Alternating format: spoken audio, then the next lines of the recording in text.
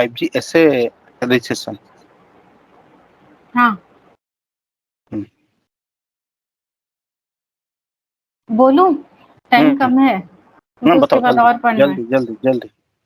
हाँ, ये यूई जी नोड भी new AMF old AMF, old AMF के पास अपना यूई कॉन्टेक्स्ट का इंफॉर्मेशन है, यूई आइडल मोड से कनेक्टेड मोड में जाने की कोशिश कर रही है। हाँ तो इसमें क्या है कि सब सेम है, प्रियम्बल भेजेगी, फिर उसके बाद टेम्पररी सीआरएनटी एलोकेट करेगी। ये डीसीए फॉर्मेट 10 मतलब नथिंग यार, ये टाइम और फ्रीक्वेंसी डोमेन रिसोर्समेंट और डाउनलिंक एमसीएस बताती है ये पर्टिकुलर डीसीआई इन्फो में। हम्म तभी वो रैर मैसेज कौन सी फ्रीक्वेंसी, कौन सी टाइम, कौन सी एमसीएस में वो मैसेज आके मुझे मिलेगी, वो यूई को पता चलती है। हम्म क्योंकि इसमें पूरा बैंडविड्थ पार्ट्स के फॉर्मेट में है ना, ऐसा नहीं है कि पूरा रिसोर्सेस दोनों में यूज कर सकते हैं। ओके। तो इससे वो उसको वो पर्टिकुलर बैंडविड्थ पार्ट डिफॉल्ट है, इनिशियल है या एक्टिव है, ये सब पता बीडब्ल्यूपी, चलेगा। बीडब्ल्यूपी इनिशियल बीडब्ल्यूपी, बीडब्ल्यूपी में स्टार्ट करेगी। हाँ। हाँ उसके बाद रैर मैसेज आएगी जिसमें ये सब यूएल ग्रांट और उसकी एमसीएस कितनी कितनी है, और उसको कौन सी टेम्पररी सीआरएनटीए दी है, और सीएसआई भी मांगती है ताकि चैनल एस्टिमेशन मिले। हम्म तो उसके बाद आरआर से रिक्वेस्ट जाती है, उसमें वो बताती है कि एमओ सिग्नलिंग करके एस्टेब्लिशमेंट कॉस्ट बताती है।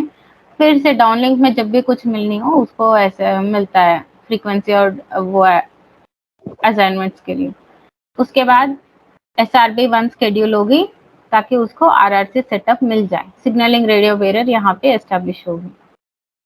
हम्म तो सेटअप मिला, आरआरसी सेटअप करने के लिए बोला। उसके बाद यूएम बोलती है कि ठीक है, आरआरसी सेटअप कंप्लीट हो गया है, अब मैं रजिस्ट्रेशन रिक्वेस्ट भेजूंगी। हम्म तो यहाँ पे क्या करेगी, पहले एएमएफ की सिलेक्शन करेगी जी नोड भी, कौन हम्म सी एएमएफ को मुझे भेजना है। करेक्ट। उसके बाद वो कैसे सिलेक्शन करेगी? उस सिलेक्शन क्राइटेरिया नहीं पता यार। अच्छा फाइन। फिर वो क्या करती है कि ये पर्टिकुलर आईडी जो है ना, ये RAN UE NGAP ID, AP मतलब हाँ एप्लीकेशन प्रोटोकॉल है, एनजी मतलब new global application protocol ID, hmm RAN मतलब अपना रैन ही है और यू ही है। तो हम्म ये रजिस्ट्रेशन रिक्वेस्ट ना न्यू एएमएफ को भेजती है। स्टार्टिंग में तुमने देखा है ना कि ये यूई का कॉन्टेक्स्ट इंफॉर्मेशन अवेलेबल है ओल्ड ईएमएफ के पास।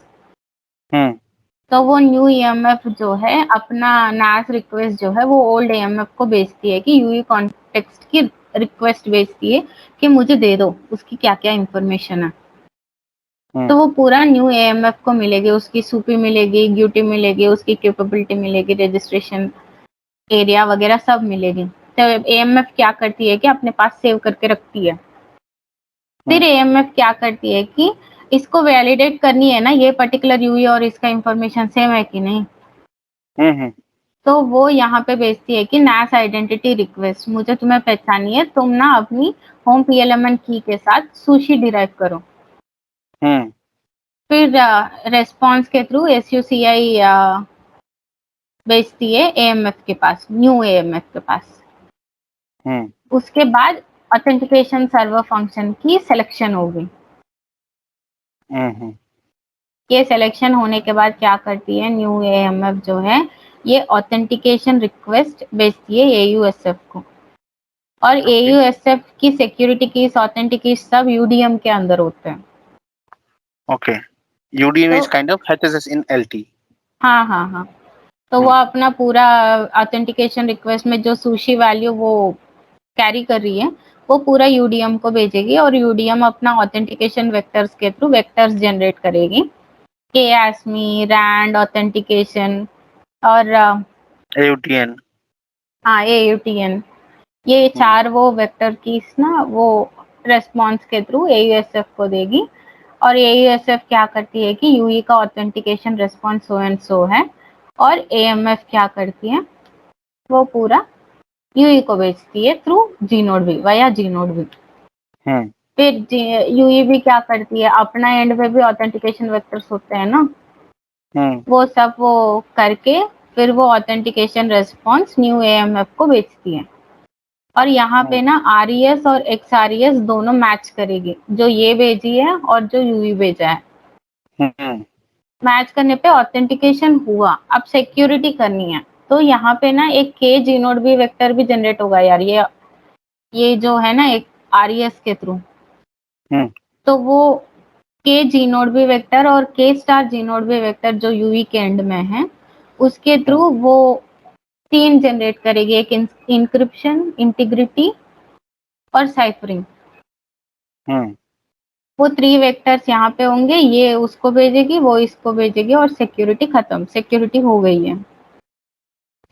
अब एएमएफ और वो एमएमई और एस गेट, वो क्या बोलते हैं, यूई और इनोड का सिक्योरिटी और ऑथेंटिकेशन नहीं हुआ है ना अभी तक, सिर्फ एएमएफ का हुआ है। यहाँ पे क्या करती है, ब्लैक लिस्टेड है कि नहीं इसकी जरूरत नहीं है, ये छोड़ सकते हैं। यूई ब्लैक लिस्टेड वाली है या नॉर्मल है वो पता करने के लिए। तो इसके बाद क्या करती है न्यू एएमएफ, क्या करती है कि अब यूडीएम सिलेक्शन करेगी, और अब एयूएसएफ से नहीं सीधा यूडीएम से बात करेगी, ताकि उसको रजिस्ट्रेशन, मोबिलिटी मैनेजमेंट, उन सब की इंफॉर्मेशन मिले। तो इसको भेजने के बाद ना AMF has change, new AMF अब नया एएमएफ जो है वो यूडीएम के साथ रजिस्टर करेगी, जैसा अपना आईएमएस रजिस्ट्रेशन होती है ना वैसा।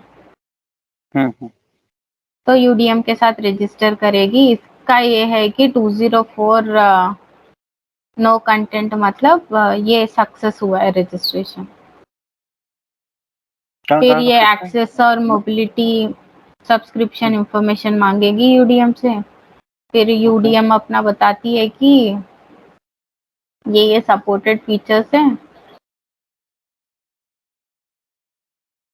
ये बहुत ज़्यादा कॉम्प्लिकेटेड है। ये सब्सक्रिप्शन डेटा मैनेजमेंट रेस्पॉन्स में इसको मिलेगी कि एक्सेसिबिलिटी क्या क्या फीचर्स है, नेटवर्क स्लाइसिंग का सिलेक्शन इनको। उसके बाद फिर से ये रिक्वेस्ट भेजती है एसएमएफ सिलेक्शन के लिए।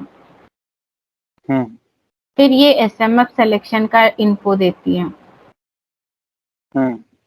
फिर ये एसएमएफ यूई कंटेक्स्ट इन एसएमएफ डेटा मांगती है। फिर ये डेटा इन रेस्पॉन्स देती है। उसके बाद ये ओल्ड ईएमएफ को बताती है कि जितने भी इंफॉर्मेशन मुझे न्यू ईएमएफ को देनी थी मैं वो सब दे दिया है, अब तुम्हारी कोई जरूरत नहीं है। तब ओल्ड ईएमएफ में वो पर्टिकुलर यूई कॉन्टेक्स्ट डिलीट हो जाएगी। उसके बाद ये क्या करती है, एसएमएफ की सिलेक्शन हो गई है ना यूडीएम में, अब पीसीएफ का सिलेक्शन होगा, एसएमएफ का। यहाँ पे एसएमएफ का सिलेक्शन हुआ, सेशन मैनेजमेंट का। एसएमएफ में होती है पीडीयू सेशंस।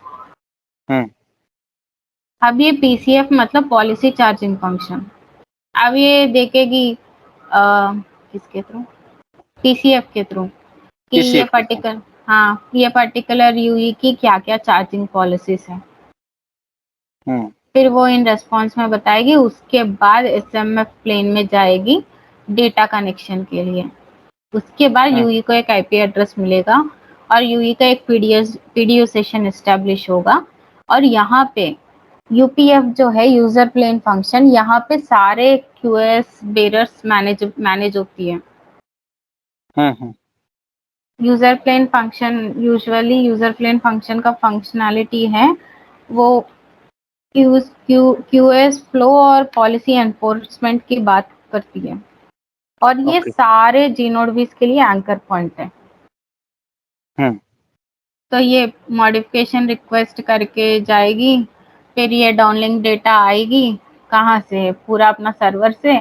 तब यूपीएफ क्या करती है, अपने पास इसको बफर में रखती है। उसके बाद वो एसएमएफ को भेजती है, एसएमएफ जो है वो एएमएफ को भेजती है। फिर एएमएफ की अपनी आइडेंटिटी जीनोड के साथ फिर से एस्टेब्लिश करेगी, ये पर्टिकुलर आईपी के साथ।